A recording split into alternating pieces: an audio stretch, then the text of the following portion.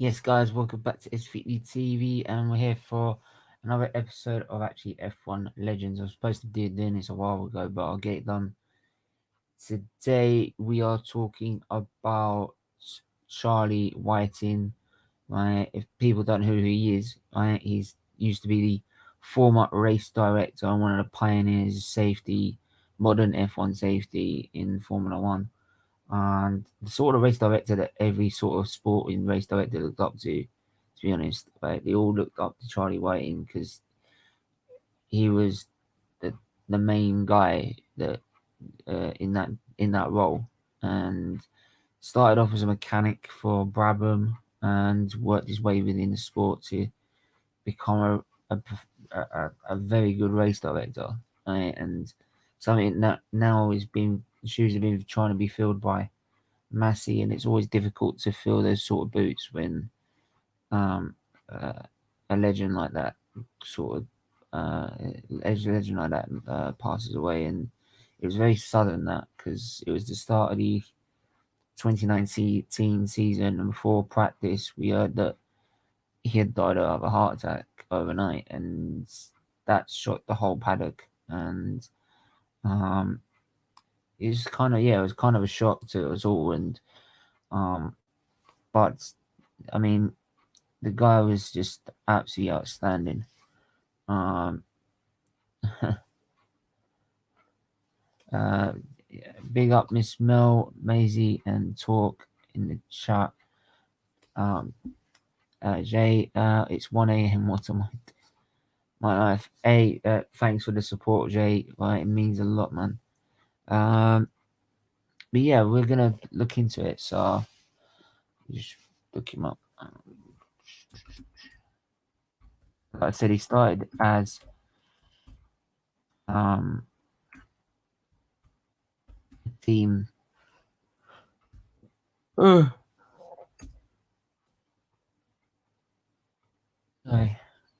Yeah, started as a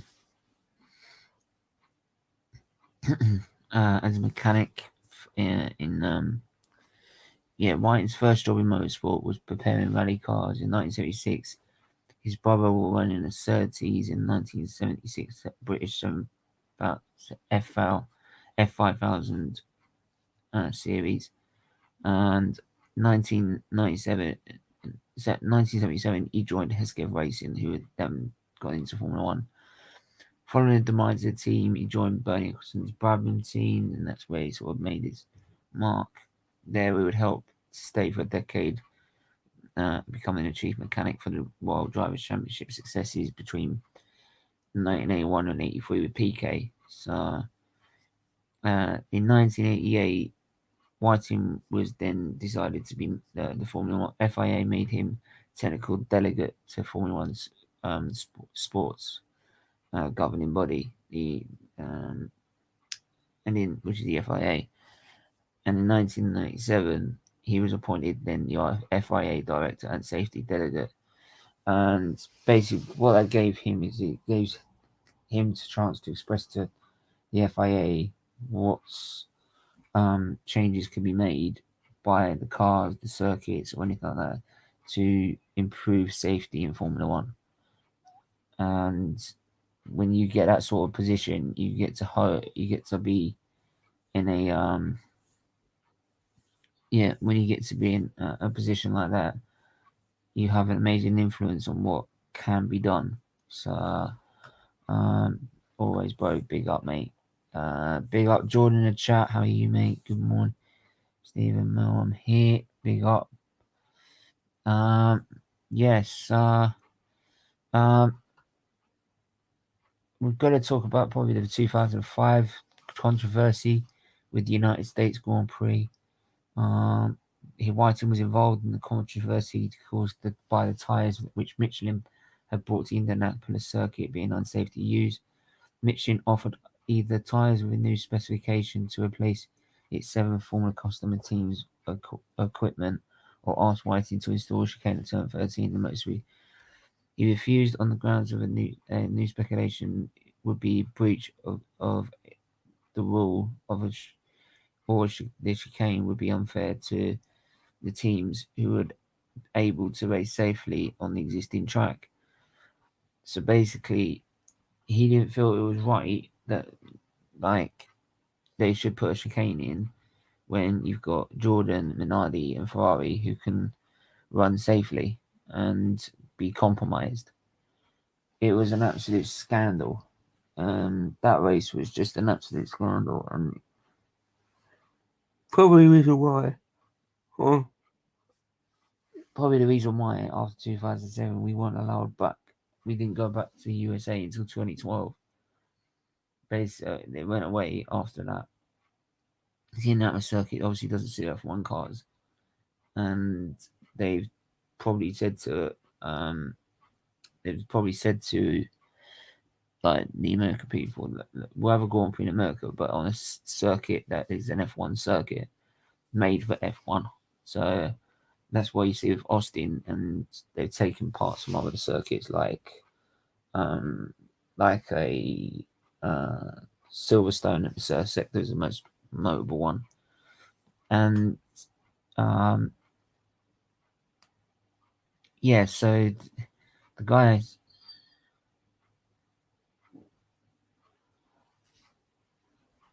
oh really? Find it, mate.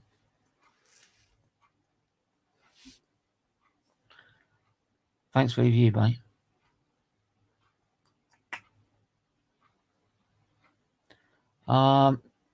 Yeah. So yeah, man. It's just what should we say this? It was a great legend of the sport, and yeah, absolute legend of the sport. Move on anyway. Whiting was known for his safety improvements in motorsport, such as the halo, which was credited with preventing Charles Leclerc from suffering serious head injury in 2018. This is the thing. Whenever there's like some sort of something like that, they go to Charlie Whiting to say what can be done safety wise. So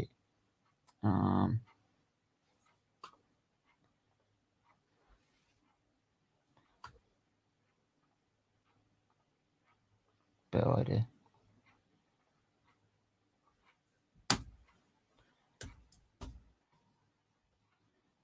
Oh, nice, come on. Mm-hmm. There you go. Prove it, motherfucker.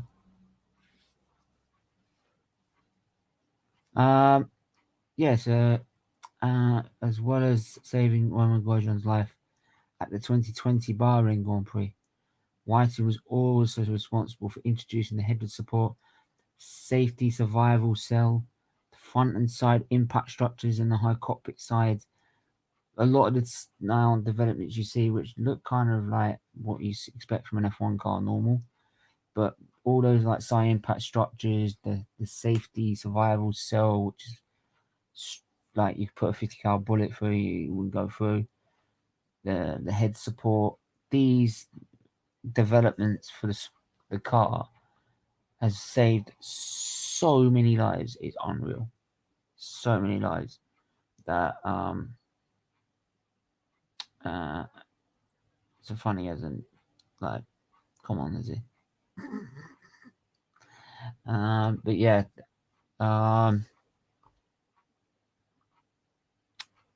yeah. So like I said, on the morning of 2019, Melbourne, Victoria, Australia, 3 days before the opening race of the opening Grand Prix, he suffered a pulmonary embolism and died at the age of 66.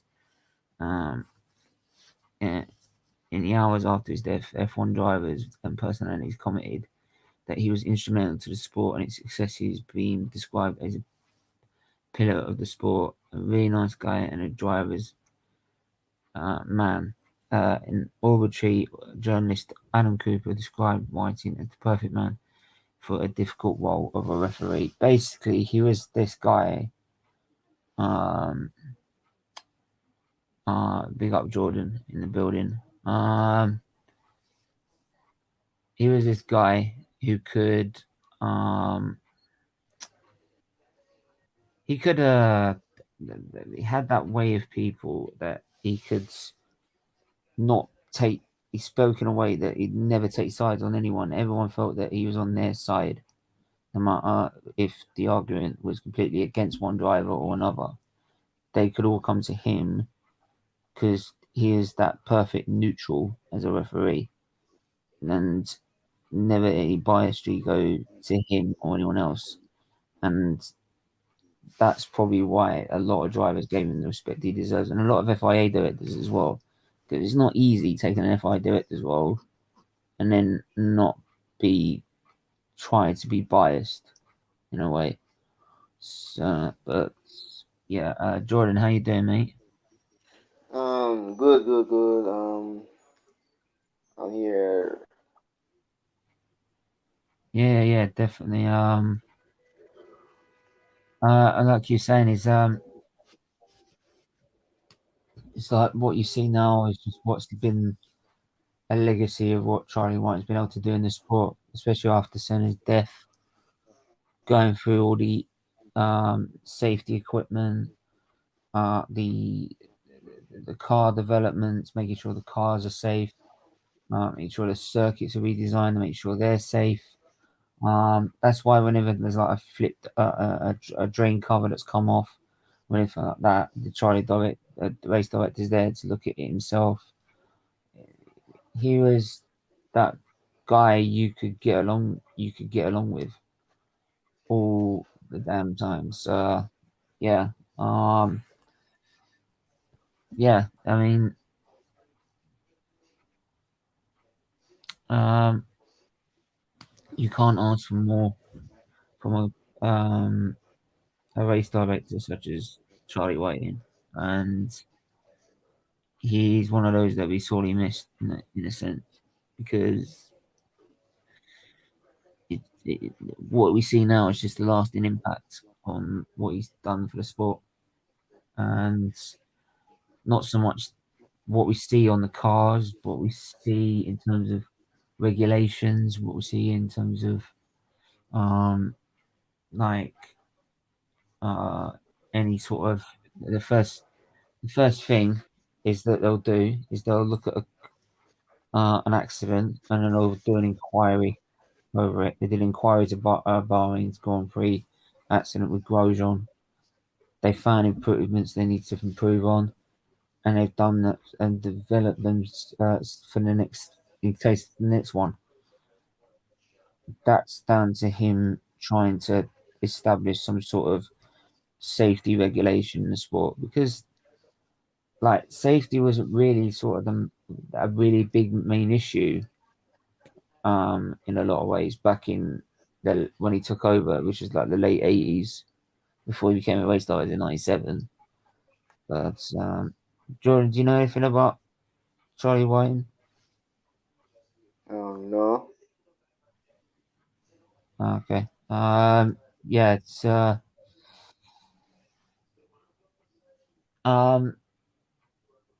I mean now everyone has a different race director to moan about, right? Quite clearly.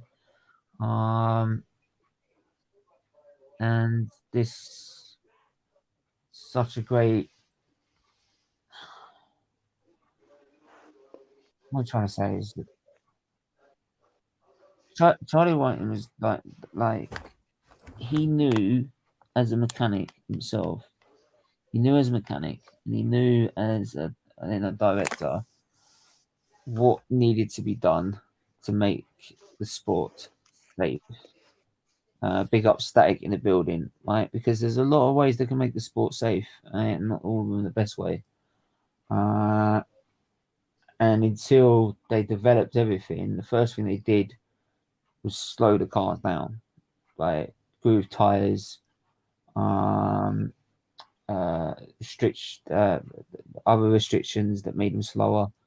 So that way they can keep control of it whilst they develop systems and everything like that to uh, improve the safety. After Bianchi's accident, there was a massive inquiry about that, And what we found out is that we need a virtual safety car, right? A system that has been working ever since, because drivers don't slow down enough in yellow flags because they're so under pressure to not give time away. So they take that from the driver and say you've got a delta time and you've got to stick to it. So that way everyone keeps their gap to the same in the yellow flags, but as well everyone stays safe, and which is the main issue. And most of the times now you see an accident and there'll be a full safety car rather than a red flag or just a yellow. Very rarely now you see something like someone pulling off to the side of the road and you actually see a yellow flag. Oh, really? So you only see a yellow flag. You wouldn't see, like, usually you would get a yellow flag and a virtual safety car or something like that. And but that happened with Bianchi, and it's a mess. Bianchi was like a massive shot to everyone because they haven't had a death on the drivers for 12 years or 10 years, 20 years. Sorry. Um, so to see something like that, which you haven't seen in a generation, was just horrific. And again, it was down to what he had set up at the FIA to investigate and come up with a solution, and not solution fast, which is what they did for the 2015 season. Right? And it's been that system's been working ever since. No one's had a problem with it. No one has a um, no one moans over it, and I think a lot of people might loan it. A lot of people might moan the race director because he's not letting. He keeps bringing out safety cars and this, that, and all the other. But you've got to think, from his point of view, he's got to think of safety. And I think sometimes you just need to, like, pay the fact that pay a bit of respect to the guys that are having to marshal the circuit. And if that means bringing out a safety car so they could pick up debris, then it has to be, even if it doesn't look much. So, but yeah, it's just sad how it just sad how it all ended in the end. To be honest, it is sad, and I don't think a lot of people, even as young as in their karting years, are going to forget Charlie Whiting as a race director. Because if you do go karting, you watch motorsport. If you watch motorsport, you know who Charlie Whiting is. It's as simple as that. So, but yeah, the guy deserves every credit he gets, and why he's one of the legends of the sport, and a real icon for the sport, and for what the work he's done off circuit. Just because you're not on circuit don't mean you can't be a legend of F1, and that's what he is. Simple as that. So yeah, what do you say, Jordan? Don't say anything. Okay, but yeah, anyway, I'm gonna have it's only gonna be a quick video, only a quick stream. So really, I put that link in to see if that idiot wants to come on. Obviously not. So he has got the balls. So yeah, yeah, um, Charlie Whiting, another legend of F1. I'll let everyone know what I'm doing in terms of the next F1 legends. What that will be, and oh, that'll be a tough call. But yeah. Until then, we are back at 6:30, something like that. 5:30, 6 o'clock for Hot Off the Press show, and we're just talking about England again. All right, Mhm. match reaction, England. Right, England mullering fucking Germany. yeah, mullering Germany. Right, uh, Big up Luca in the chat. Luca, mate, I had to clip that clip. It was so fucking funny. Oh, it's so funny. Oh, God. I don't know if we should play it or not. I've got it on here. I can play it now, but it's so bad. That's so funny. You know what? Fuck it. I'm going to do it. Fuck it. Right. If anyone starts talking shit on my channel, I'm going to play this. If anyone starts talking shit on my channel, I'm just going to play this just to get it. Yeah, just to get it. Right. This is if you are especially talking shit on my channel. Watch. Hold on. Luca, are you sure you haven't got a pair of teeth and a tongue in your ass, mate? Because he's very good at talking. Are you mad? Are you mad?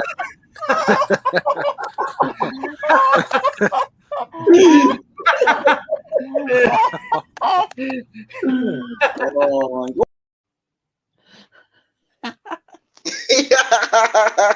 Yo.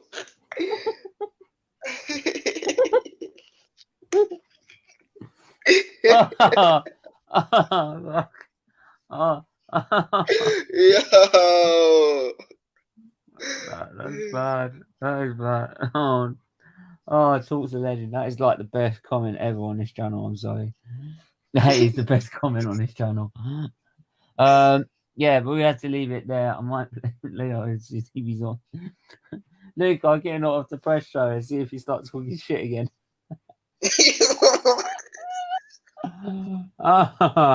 Anyway, you have to leave it there. Make sure to hit the like button and the subscribe button. Make sure to hit the share button as well. But yeah, we're back later on at 6 o'clock for half the press show, and that is going to be a lovely discussion. Germany, beautiful. Until then, everyone stay safe. Everyone stay safe, stay well, and we will speak to you soon. Bye-bye.